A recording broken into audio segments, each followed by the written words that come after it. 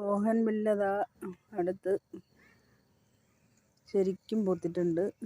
ഇതൊരു ചെറിയ ചട്ടിയിലാണ് ഇരിക്കണത്. ചെറിയൊരു ചട്ടിയാണത്.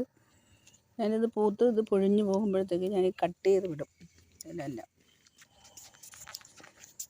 കട്ട് ചെയ്ത് വിട്ടതിന് ശേഷമാണ് പിന്നെ ഇങ്ങനെ പൂത്ത് വരുന്നത്. ഇനിയിപ്പോൾ ഇത് പൊഴിഞ്ഞു പോകുമ്പോൾ ഇവിടെ വെച്ചാൽ കട്ട് ചെയ്തിട്ട് വേറെ തൈ ഉണ്ടാകും.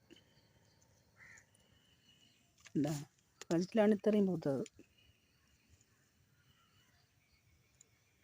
ഇവിടെ ഇട്ടിട്ട് വരണുണ്ടല്ലോ, ഇട്ടിട്ട് വരുന്നു